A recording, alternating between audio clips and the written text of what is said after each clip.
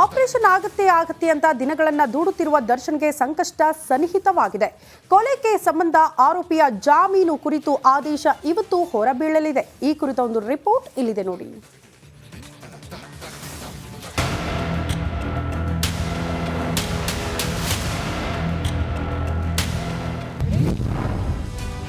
ದರ್ಶನ್ ಜಾಮೀನು ಭವಿಷ್ಯ ಇಂದು ನಿರ್ಧಾರ. ಮಧ್ಯಾಹ್ನ 2:30ಕ್ಕೆ ಕೊಲೆ ಆರೋಪಿಗಳ ಭವಿಷ್ಯ. ಬೆನ್ನು ನೋವಿನ ಕಾರಣ ನೀಡಿ ಬಿಜಿಎಸ್ ಆಸ್ಪತ್ರೆ ಸೇರಿರುವ ದರ್ಶನ್ ಸ್ಥಿತಿ ಹೇಗಿದೆ? ಅವರಿಗೆ ನಿಜವಾಗ್ಲೂ ಆಗಿರೋದಾದ್ರೂ ಏನು ಅನ್ನೋದು ಗೊತ್ತಿಲ್ಲ. ಆದ್ರೆ ಕೊಲೆ ಆರೋಪಿಗೆ ನೀಡಿದ್ದ 6 ವಾರಗಳ ಗಡುವು ಮುಗಿದರೂ ಕೂಡ ಆಪರೇಷನ್ಗೆ ಡೇಟ್ ಫಿಕ್ಸ್ ಆಗಿದೆ. ಸರ್ಜರಿ ಆಗಲೇಬೇಕಿದೆ.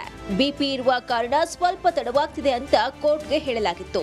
ಆದರೆ ಡಿಸೆಂಬರ್ 11ರಂದು ಶಸ್ತ್ರಚಿಕಿತ್ಸೆ ನಡೆಯುತ್ತೆ ಅಂತ ವಕೀಲರು ಹೇಳಿದ್ರು. ಆದರೆ ಯಾವುದೇ ಆಪರೇಷನ್ ಆಗಿಲ್ಲ.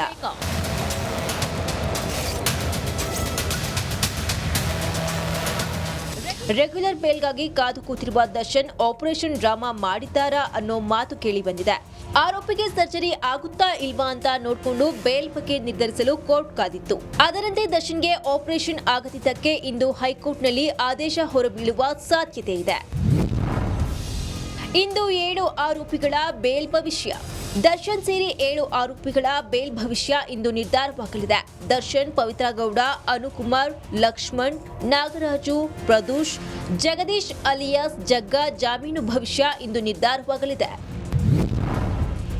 ದರ್ಶನ್ಗೆ ಇಂದು ಡಿ-ಡೇ. ದರ್ಶನ್ಗೆ ಷರತ್ತುಬದ್ಧ ಬೇಲ್ ಸಿಕ್ಕರೆ ಕೆಳಹಂತದ ಕೋರ್ಟ್ನಲ್ಲಿ ಷರತ್ತು ಪೂರೈಸಬೇಕು. ಮಧ್ಯಂತರ ಜಾಮೀನು ವಿಚಾರ ಮಾನ್ಯತೆ ಕಳೆದುಕೊಳ್ಳುತ್ತೆ. ಸುಪ್ರೀಂ ಕೋರ್ಟ್ಗೆ ಸಲ್ಲಿಸಿರುವ ಮೇಲ್ಮನವಿ ಮಾನ್ಯತೆಯನ್ನ ಕಳೆದುಕೊಳ್ಳಬಹುದು. ಆಪರೇಷನ್ ಬೇಕಾದ್ರೆ ಮಾಡಿಸಿಕೊಳ್ಳಬಹುದು, ಅವ್ರಿಗೆ ಬಿಟ್ಟು ವಿಚಾರ. ಬೇಲ್ ವಜಾಗೊಂಡ್ರೆ ಸುಪ್ರೀಂ ಕೋರ್ಟ್ ಮೊರೆ ಹೋಗಬೇಕಾಗತ್ತೆ. ರೆಗ್ಯುಲರ್ ಬೇಲ್ಗಾಗಿ ಸುಪ್ರೀಂ ಕೋರ್ಟ್ ಮೊರೆ ಹೋಗಬೇಕಾಗತ್ತೆ.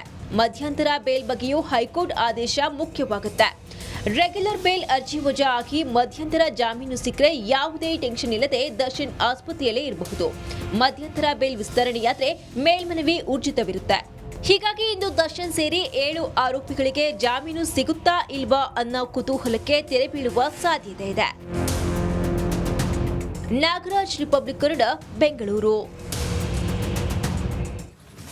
ಡೀಟೇಲ್ಸ್ ಅನ್ನ ಪಡ್ಕೊಳ್ಳೋಣ. ನಮ್ಮ ಪ್ರತಿನಿಧಿ ಅರವಿಂದ್ ನೇರ ಸಂಪರ್ಕದಲ್ಲಿ ಜಾಯಿನ್ ಆಗ್ತಿದ್ದಾರೆ. ಅರವಿಂದ್, ಸಿ.ವಿ. ನಾಗೇಶ್ವರ್ ಹೇಳೋ ಪ್ರಕಾರ ಡಿಸೆಂಬರ್ 11ಕ್ಕೆ ಸರ್ಜರಿ ಫಿಕ್ಸ್ ಅಂತ ಹೇಳಿದ್ರು. ಇನ್ನೂ ಕೂಡ ಸರ್ಜರಿ ಆಗಲಿಲ್ಲ. ಸಹಜವಾಗಿ ದರ್ಶನ್ ಅವರ ಆರೋಗ್ಯದ ಬಗ್ಗೆ ಹಲವು ಅನುಮಾನಗಳಿದೆ. ಕೋರ್ಟ್ ಹೇಗೆ ಕನ್ಸಿಡರ್ ಮಾಡುತ್ತೆ? ಇವತ್ತು ರೆಗ್ಯುಲರ್ ಬೇಲ್ ಜಾಮೀನಿನ ಭವಿಷ್ಯ ಕೂಡ ನಿರ್ಧಾರ ಆಗೋದ್ರಿಂದ ಬಹಳ ಕುತೂಹಲ ಇದೆ. ಡೀಟೇಲ್ಸ್ ಅನ್ನ ಕೊಡೋದಾದ್ರೆ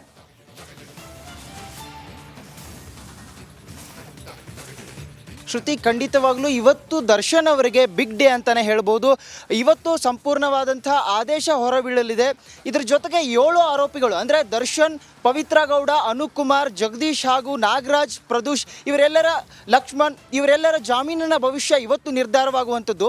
ಇಲ್ಲಿ ನಾವು ಗಮನಿಸಬೇಕಾದ್ರೆ ಬಿಜಿಎಸ್ ಆಸ್ಪತ್ರೆಯಲ್ಲಿ ಬೆನ್ನು ನೋವಿಗೆ ಸಂಬಂಧಪಟ್ಟಂತೆ ಚಿಕಿತ್ಸೆ ಪಡಿತಾ ಇರುವಂತಹ ದರ್ಶನ್ ಅವರು ಆಪರೇಷನ್ ಹೆಸರನ್ನ ಹೇಳಿ ಅವರು ಚಿಕಿತ್ಸೆಯನ್ನು ಪಡಿತಾ ಇದ್ರ ಜೊತೆಗೆ ಬೇಲನ್ನು ಅವರು ಮಧ್ಯಂತರ ಜಾಮೀನನ್ನು ಪಡೆದುಕೊಂಡಿದ್ರು. 11ನೇ ತಾರೀಕು ಕನ್ಫರ್ಮ್ ಆಗಿ ಆಪರೇಷನ್ ಆಗುತ್ತೆ ಅಂತ ಅವರ ಪರ ವಕೀಲರು ವಾದವನ್ನು ಮಂಡಿಸಿದ್ರು. ಆದರೆ ಇಲ್ಲಿವರೆಗೂ ಆ ಒಂದು ಆಪರೇಷನ್ ಆಗದಂತಹ ಹಿನ್ನೆಲೆಯಲ್ಲಿ ಅಂದರೆ ಆಪರೇಷನ್ನ ಆದ ನಂತರದಲ್ಲಿ ದರ್ಶನ್ ಅವರಿಗೆ ಆ ಒಂದು ಬೇಲ್ನ ಒಂದು ಫೈನಲ್ ಜಜ್ಮೆಂಟ್ನ ನೀಡಬೇಕಂತ ಕೋರ್ಟ್ ಕಾಯ್ತಾ ಇತ್ತು. ಆದರೆ ಆಪರೇಷನ್ 11ನೇ ತಾರೀಕು ಆಗಲಿಲ್ಲ. ಹಾಗಾಗಿ ಈ ಒಂದು ದರ್ಶನ್ ಅವರ ಒಂದು ಚಿಕಿತ್ಸೆ ಏನಿದೆ ಅದರ ವಿಚಾರವಾಗಿ ಹಾಗೆ ಆಪರೇಷನ್ ಬಗ್ಗೆ ಈ ಒಂದು ಫೈನಲ್ ಜಜ್ಮೆಂಟನ್ನು ಬಹುತೇಕವಾಗಿ ಇವತ್ತು ಆ ಒಂದು ಜಜ್ಮೆಂಟ್ ಹೊರಬೀಳುವಂಥ ಸಾಧ್ಯತೆ ಇದೆ. ಅದರ ಜೊತೆಗೆ ಇನ್ನುಳಿದಂಥ ಆರೋಪಿಗಳ ಒಂದು ಬೇಲ್ ಭವಿಷ್ಯ ಕೂಡ ಇವತ್ತು ನಿರ್ಧಾರ ಆಗುತ್ತೆ. ಮತ್ತೊಂದು ಕಡೆ ದರ್ಶನ್ ಅವರಿಗೆ ಒಂದು ವೇಳೆ ಆ ಒಂದು ರೆಗ್ಯುಲರ್ ಬೇಲ್ ಏನಾದರೂ ಜಾಮೀನು ಏನಾದರೂ ಮಂಜೂರಾದಂಥ ಹಿನ್ನೆಲೆ ಅವರಿಗೆ ಟೆನ್ಷನ್ ರಿಲೀಫ್ ಅನ್ನುವಂಥದ್ದು, ಅವರು ಬಿಜಿಎಸ್ ಆಸ್ಪತ್ರೆಯಲ್ಲಿ ಚಿಕಿತ್ಸೆ ಪಡಿಬಹುದು. ಹಾಗೆ ಅವರು ಆಪರೇಷನ್ ಅನ್ನ ಮಾಡಿಸಿಕೊಳ್ಳುವುದು ಹಾಗೆ ಬಿಡುವುದು ಅವರ ವೈಯಕ್ತಿಕ ವಿಚಾರ ಆಗುತ್ತೆ. ಇಲ್ಲಿ ನಾವು ಗಮನಿಸಬೇಕಾಗಿರುವಂಥದ್ದು, ಅವರು ಚಿಕಿತ್ಸೆಯ ವಿಚಾರವಾಗಿ ಆ ಒಂದು ಕಾರಣವನ್ನು ಕೊಟ್ಟು ಅವರು ಮಧ್ಯಂತರ ಜಾಮೀನನ್ನು ಪಡೆದಿದ್ರು. ಆದರೆ 11ನೇ ತಾರೀಕು ಆಪರೇಷನ್ ಆಗಬೇಕಾಗಿತ್ತು, ಆದರೆ ಆಗಿಲ್ಲ. ಕಾರಣ ಇಷ್ಟೇ, ಅವರಿಗೆ ಬಿಪಿ ನಲ್ಲಿ ವೇರಿಯೇಷನ್ ಆಗ್ತಾ ಇದೆ ಅನ್ನುವಂತಹ ಕಾರಣವನ್ನ ಕೊಡ್ತಾ ಇದ್ದಾರೆ ಅನ್ನುವಂಥದ್ದು. ಇವತ್ತು ಏನಾಗುತ್ತೆ ಕೋರ್ಟ್ ನಿಂದ ಆದೇಶ ಯಾವ ರೀತಿ ಹೊರಬೀಳುತ್ತೆ ಕಾದ್ ನೋಡೋಣ. ಧನ್ಯವಾದಗಳು ತಮ್ಮೆಲ್ಲ ಮಾಹಿತಿಗೆ.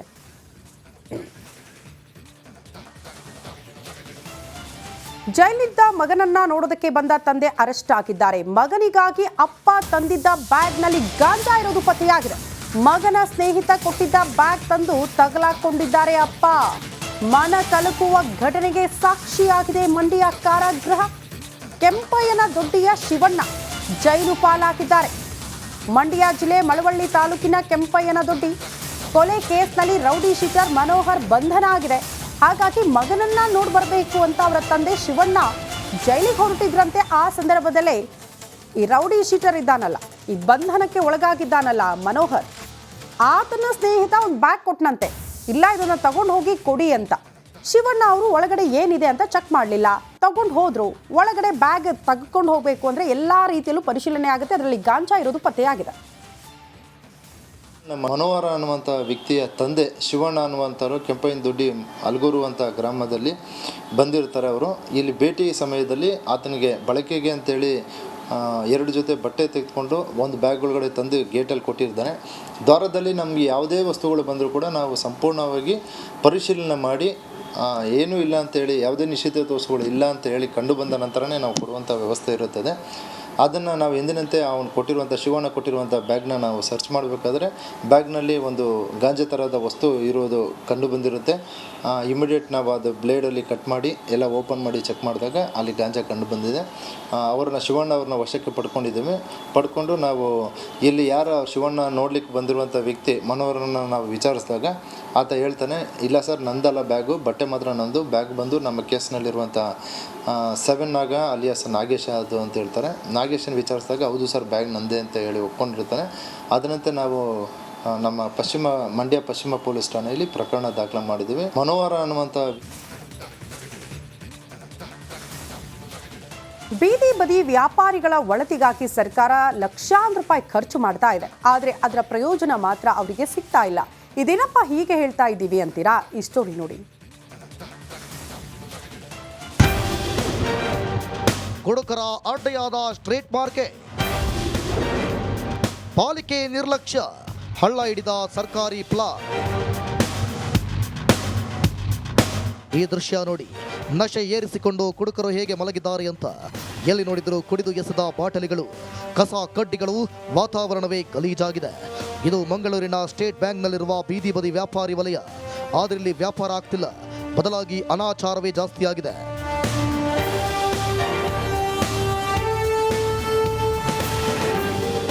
ಮಂಗಳೂರಿನಲ್ಲಿ ಇತ್ತೀಚೆಗೆ ಮಹಾನಗರ ಪಾಲಿಕೆ ಟೈಗರ್ ಕಾರ್ಯಾಚರಣೆ ನಡೆಸಿ ಪಾಲಿಕೆ ವ್ಯಾಪ್ತಿಯ ಗೂಡಂಗಡಿಗಳನ್ನು ಧ್ವಂಸ ಮಾಡಿತ್ತು. ಇದು ವ್ಯಾಪಾರಿಗಳ ಭಾರಿ ಆಕ್ರೋಶಕ್ಕೆ ಕಾರಣ ಆಗಿತ್ತು. ಈ ವೇಳೆ ಪಾಲಿಕೆ ಬೀದಿ ಬದಿ ವ್ಯಾಪಾರ ವಲಯದಲ್ಲಿ ವ್ಯಾಪಾರಕ್ಕೆ ಅವಕಾಶ ನೀಡುವ ಭರವಸೆ ನೀಡಿತ್ತು. ಆದರೆ ಈಗ ಭರವಸೆ ಹುಸಿಯಾಗಿದೆ. ಸ್ಟೇಟ್ ಬ್ಯಾಂಕ್ ಬಳಿ ಲಕ್ಷಾಂತರ ವೆಚ್ಚದಲ್ಲಿ ನಿರ್ಮಿಸಿದ್ದ